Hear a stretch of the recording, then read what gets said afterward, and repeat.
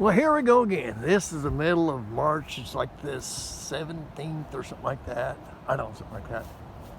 And I'm out here. It's kind of a breezy day. The wind's kind of blowing just a little bit hard, and it really it just sucks. For motorcycle riding, the temperature's right, but the wind, it just blows you over the road if you're out on the highway. But anyway, I guess that's enough of that. But anyway, I did a video over here not too long ago about the difference between the CRF 250L and the CRF 300L. And like I said, the difference between the two is it's subtle, and it's something you really got to be looking for.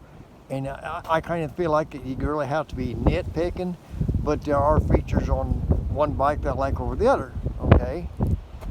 And with that being said, I love both of them. I keep both of them. They're both great bikes. Got no complaints. But now, which brings me to another point.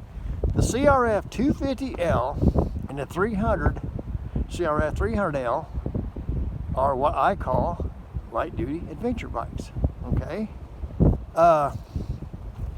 And there might be some people disagree with me, but this is just my opinion, of course. But the only true dual sports made anymore, I'm talking about true dual sports, is the Xr650l and the Xr650 Suzuki, and also I'm going to throw in the new 150 that Honda's got, because it's still carbureted. And everybody says, well, why would you want anything that's carbureted? Well, it's like this. A dual sport is supposed to be a no frills bike. A dual sport is supposed to be something you get out there and you can just ride the living shit out of, have a good time there, and not look back and not worry about nothing. Okay, that's to me is dual sport. You can ride on the highway a little bit, you can ride off road a little bit. It's not a single tracker, and it's not a road cruiser. Okay, it's a dual sport. Then when you start throwing in radiators and fuel injection and all this other crap, slipper clutches and digital dashes and all this kind of stuff, whatever you want to throw in there, that's when you start getting to the light duty adventure bikes, as far as I'm concerned, because they're made to go longer distance, and you can go longer distance because they are water cooled. Well, the old true dual sports are air cooled, okay? And the only the thing that makes this Xr650l so special to me is because the only advance that they've done since it came out new, and I don't quote me on this, I could be wrong, is the disc brakes. That is great, okay? And that's all the technology a motorcycle needs. Put disc brakes on the damn thing and have fun. All that other crap, it's some ox nicks, you don't need it. That's just my opinion. So I tell you what, if the motorcycle fairy come down there and tap me on the shoulder and says, you got one wish, what would it be? And you know what that would be? I'd say for Honda to bring back the Xr250L. Not a CRF, an Xr250L. So, and that's what I like to see. A good, or even 300 class, even an Xr300 would be great too. But now what I'm saying is a smaller, light duty, single cylinder, true dual sports with none of that garbage. Everything has its place. I'm not bitching about the technological advances on most bikes, but like I said, everything has its good and its bad. And unfortunately, and I hate to say this, but the only other person that builds anything that comes close to a dual sport is some of those Chinese bikes. I myself don't want to buy a Chinese bike. I'm sorry. Call me a hater, whatever you want to. You can call me what you want to, but I just feel like they've taken too many jobs, and that's just my opinion. But anyway, you do what you want.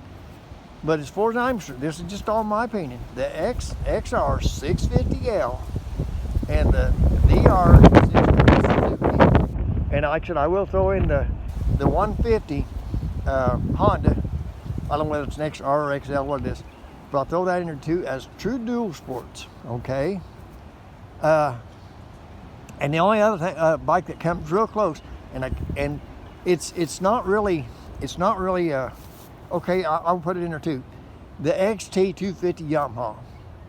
That is a great little bike. It is fuel injected, and it does have a digital dash, but that's all it's got on it. And outside that, it was built with just tons of fun. Okay, so I guess I'm too old school. I don't know, but I like the simplicity of the bikes. I think bikes ought to stay simple. If you got one that scratches your butt and blows your nose at the same time, then you've got no business being on the bikes anyway. Okay, it's just, that's just my opinion. I'm not saying anything bad about people that like technology. If that's what you want, by all means, absolutely. Whatever gives you the kind of ride that you want is what is important, not what I want. You, okay? But anyway, this is just my opinion, and I got a lot of comments on the difference between the Xr650 and the 300, and they were all good comments. And, they were all good. All the comments were good, and I appreciate that. But then I got thinking, you know what? I'm not going to forget where I came from, and that's it, old school, because I just love it. It's not the biggest bike, it's not the fastest bike, it's not the prettiest bike, it's nothing. It's pure old D fun. It's not the fastest bike out there, but I'll tell you what, when you twist the throttle on that 650 and you just feel that 650 saying, I can do it, you're going, yeah. It's something you got to experience. But anyway, I just want to get back to basics, and like I said, in about 3 months, I'm going to be 72, and I still ride the Xr650l, and I still think it's great. So, with that being said, hey, whatever bike you ride is great, have fun, and I wish you a lot of riding years. So, that's enough of that. Ride safe, ride free.